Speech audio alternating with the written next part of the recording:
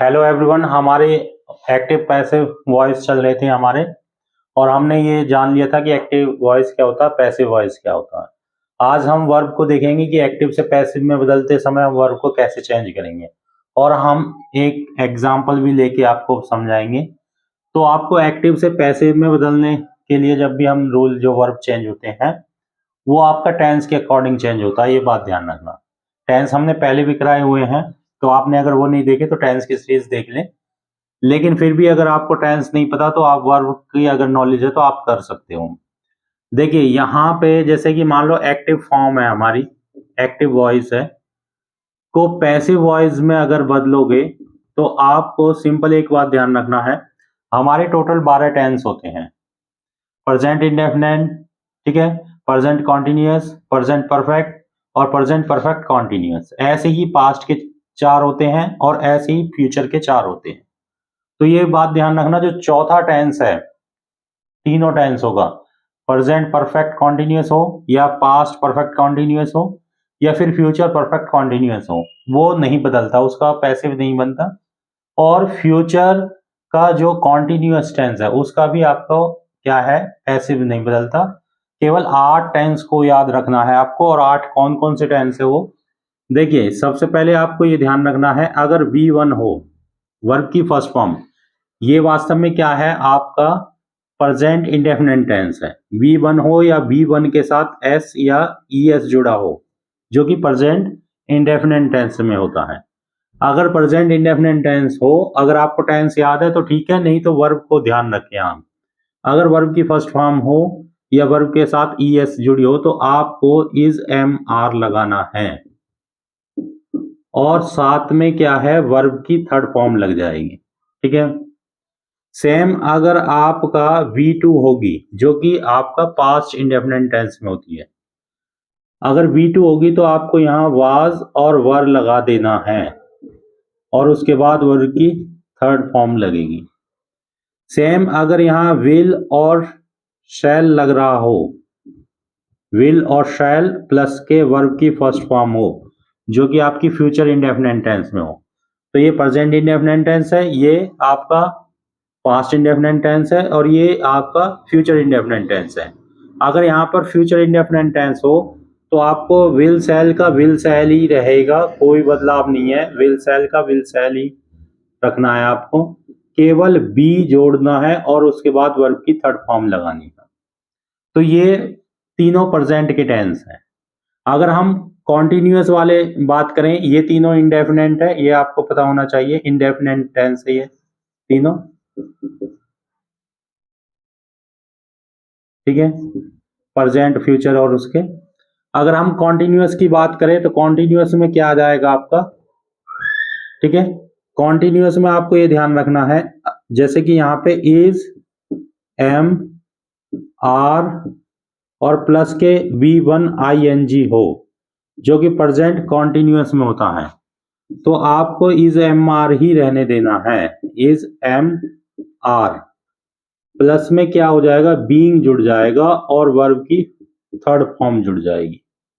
और अगर यहाँ पे वाज और वर होगा, जो कि पास्ट कॉन्टिन्यूअस में होता है, प्लस में वर्ब की फर्स्ट फॉर्म ING होगी, तो आपको वाज वर ही रहने देना है, उसमें आपको बीइंग जोड़ना है और वर्ब की थर्ड फॉर्म आ जाएगी।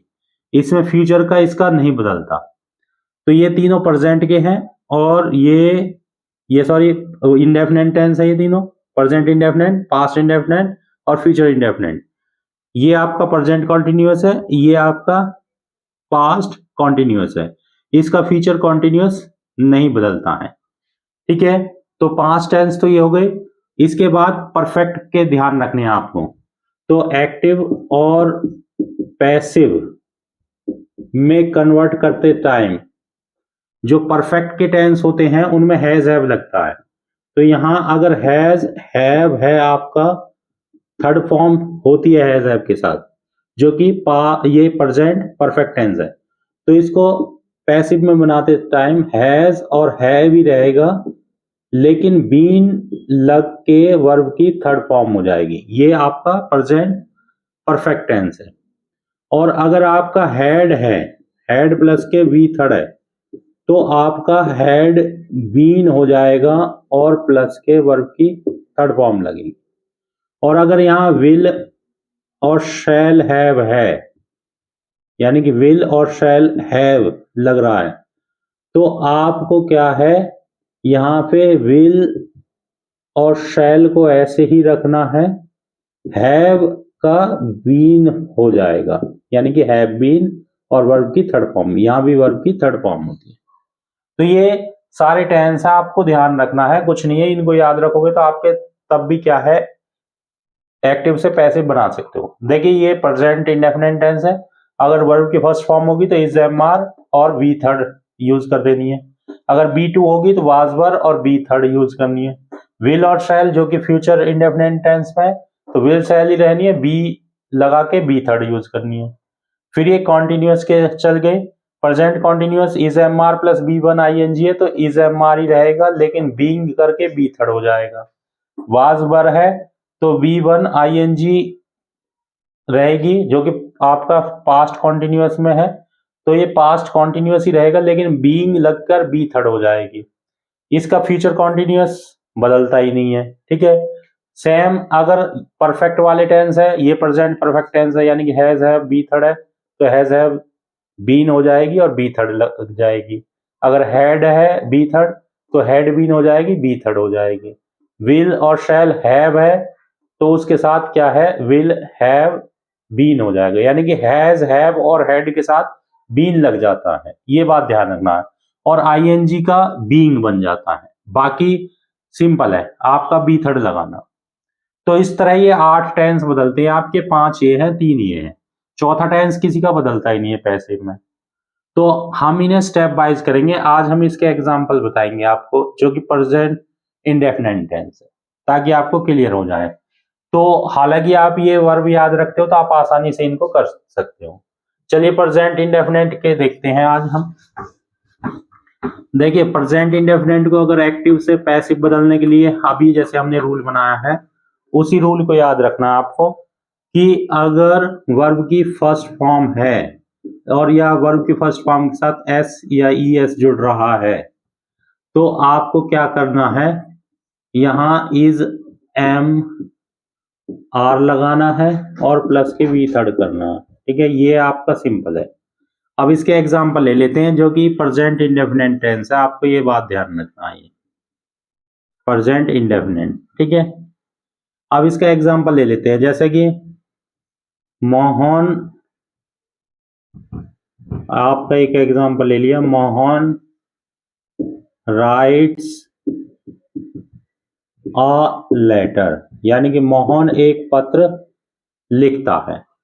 तो यहां पे करना वही होता था, सब्जेक्ट का ऑब्जेक्ट बनाना, ऑब्जेक्ट का सब्जेक्ट बनाना, यानी कि इसको इधर ले जाना, इसका इधर ले जाना।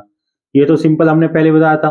आ लेटर यहां आ जाएगा और मोहन पर चला जाएगा बाय जुड़ के, लेकिन यहाँ V1 है, तो V1 का क्या करना, इज एम आर में से एक लगाना और वी थर्ड। तो आ लेटर, लेटर एक है, तो उसके साथ क्या आएगा, इज, ठीक है। उसके बाद क्या, वी थर्ड, तो इसकी क्या हो जाएगी, रिटर्न, ठीक है। आ लेटर इज रिटर्न, और इसके बाद वाई जुड़कर ऑब्जेक्ट ऐसे आ जाएगा मोहन, क्योंकि किसी का नाम है तो ऐसे कैसे हो जाता है। A letter is written by Mohan, ठीक है। और कोई हो, जैसे कि आई ईट एन एप्पल, ऐसे हो। सिंपल सेंटेंस ले रहा हूं मैं ताकि आपको समझ में आ जाए। तो एन एप्पल इधर आ जाएगा, एन एप्पल, ठीक है, इज, उसके बाद ईट की थर्ड फॉर्म क्या हो जाएगी, ईटन बाय, और आई का क्या होता है, मी होता है ऑब्जेक्टिव रूप, जो हमने पहले वीडियो में बता दिया था। तो आई का क्या आ जाएगा, यहाँ पे मी हो जाएगा, ठीक है। और एग्जांपल ले लीजिए, ठीक है, और भी एग्जांपल हम ले सकते हैं, जैसे कि ही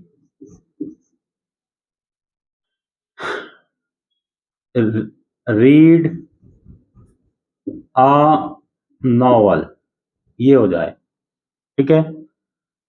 रीड्स होगा इसका क्योंकि एक वचन है। He reads a novel. अब आ नॉवल इधर आ जाएगा, अ नॉवल। अब ये क्या है, एक वचन है, तो इज। रीड की थर्ड फॉर्म यही होती है, लेकिन पढ़ते रेड है, स्पेलिंग यही रहती है, ये बात ध्यान रखना। A novel is read by. अब ही का क्या हो जाएगा, हिम। ये हो जाएगा क्योंकि इसको इधर ले जाना और इसको इधर लेकर आना, बाकी वर्ब इस रूल के अनुसार बदलेगी। ठीक है, और भी हो सकता है, जैसे कि दे राइट अ लेटर। ठीक है, तो यहां पे क्या आ जाएगा, अ लेटर यहां पे आ जाएगा, अ लेटर। फिर इज एम आर आ जाएगा क्योंकि एक वचन है, तो इज रिटर्न बाय। और दे का क्या होता है, देम हो जाएगा। तो सिंपल है आपको, यानी कि ऑब्जेक्ट का सब्जेक्ट बना लेना है, सब्जेक्ट का ऑब्जेक्ट बना देना है, और वर्ब क्या है इसके अनुसार बदलेंगे। तो ये आपका प्रेजेंट इंडेफिनिट के एग्जांपल है आपके।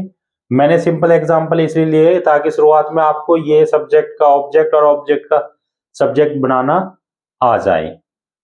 तो आज के लिए इतना ही, क्योंकि वीडियो लेंथी हो जाएगी। फिर हम ये इसी तरह स्टेप वाइज करेंगे और कॉम्प्लिकेटेड और भी एग्जांपल लेंगे ताकि आपको आसानी से समझ आ जाए। चलिए इन्हें नोट कर लीजिए।